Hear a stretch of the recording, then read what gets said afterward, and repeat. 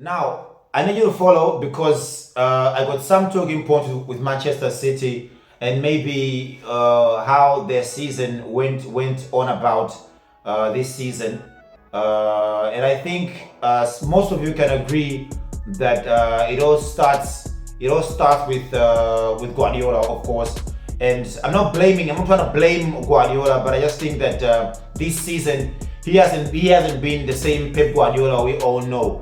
Or that is for me at least. I haven't seen the Guardiola that's always confident. The Guardiola that's sticking to one tactic. The Guardiola that switches up a little bit and then follows through and actually finishes out the game. I think he had fallen off just a little bit. Not to mention the fact that there was some growing rumors about his departure and then actually being confirmed at the wrong time. Exactly, that's when Manchester City lost to Bournemouth last night. But then I wouldn't think that's a major factor because Manchester City had lost about three opportunities, where they had to take charge and actually be on top. But I don't think they deserve the title this season. I think from an Arsenal's perspective, they actually needed to win. They actually deserved this title because they have been at the forefront throughout the season.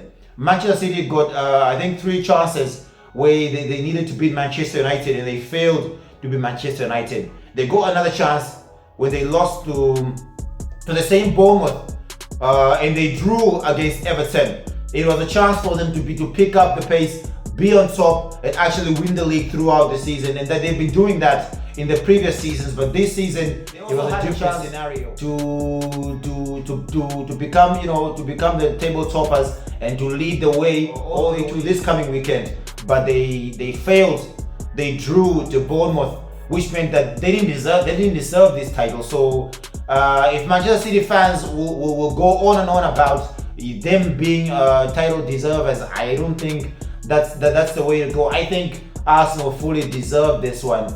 A lot of talking points for me is based on the fact that Pep Guardiola, he had fallen through into believing that the return of Rodri. I think he sank into the return of Rodri where he was focused on it a little too much, and then it ended up backfiring where Manchester City weren't really performing up to what we expect them to perform. So from my own perspective, I think he was a little bit stuck on Rodri coming back from injury.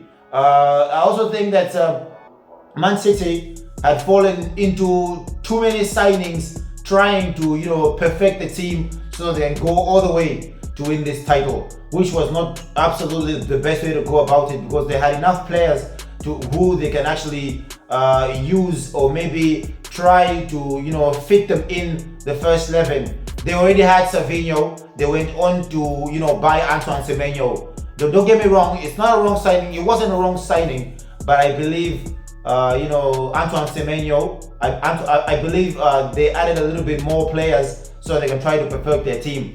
Because if you look at Arsenal's main team, they had already had their signings in the summer last year, and then they had already knew the positions they needed to fix, which they did. And once they did that, they already knew that the team was capable of going through all the way, even though they had a little bit of some injuries inside the team. If they went on to get new blood, get new players, it would have been a little bit tough for the new players to adapt. They would have messed up a little bit. But I think Manchester City didn't believe that they had a strong enough squad to actually fight this one. So I think that's a major talking point from Manchester City's perspective.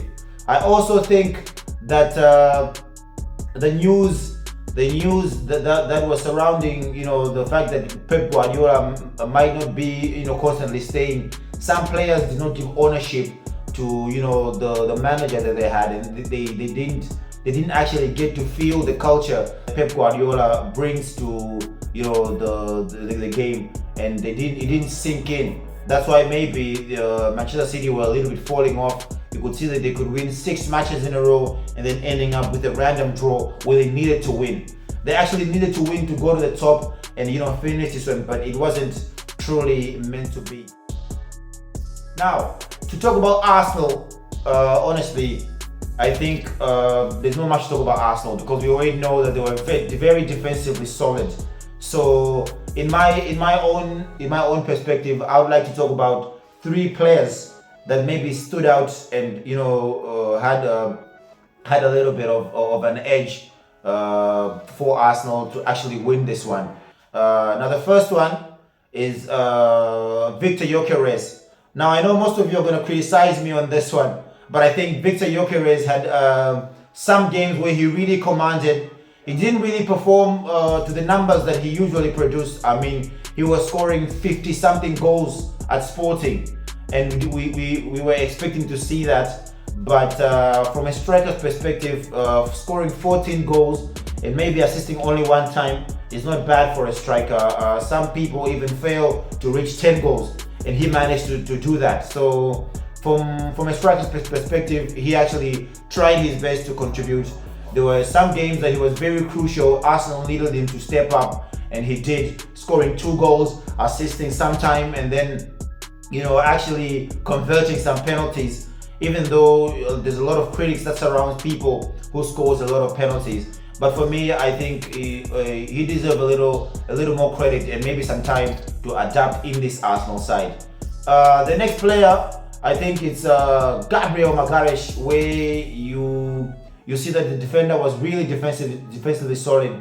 Not to take away credit from William Saliba, who was also the defensive rock of Arsenal, but then there are some other notable names like Hincapie and Mokera, who are also great performances in the defensive line for Arsenal. So I think in that perspective, we can also give credit to Arsenal's defense for being defensively solid throughout the season. They never quit. They were always trying hard, even scoring goals to actually help out in this one. Now the last player is none other than Declan Rice. He has been brilliant this season, and I know with the record-breaking Bruno Fernandes, it's going to be kind of tough to choose between these two, but I think Declan Rice deserves a spot at the Premier League Player of the Year. But that's up to debate, and that's going to be a story for another day. But Declan Rice has been, perfect in all angles. He was kind of a pillar. He was sort of a pillar for Arsenal, because I think after the Manchester City loss, a lot of fans were thinking that Arsenal will actually lose this one. There were certain moments that we knew that it's going dark for Arsenal. But man, they really did work hard, and Declan Rice really proved it in the Manchester City game. After they lost, he never gave up. He was even, we could read the lips. I read the lips. He clearly said, it's not over, it's not done. And here we are congratulating Arsenal. So once again, congratulations Arsenal. What a season, what a game, what a turnout. No one really expected, that they would overturn the 20 years plus drought for the Premier League win. So a big shout out to our video. Just hit the subscribe button, hit the bell icon, and then you will get notifications of newer videos like this, new and improved videos like this. And next time we're gonna be talking about players in the Premier League, the better players who have done well in the Premier League. I'm pretty sure everyone will be psyched to see that one. We have other content. Just go to the page. You'll get to see some really nice insights. This is where football lives. This is the Football Talk channel. Ross K out.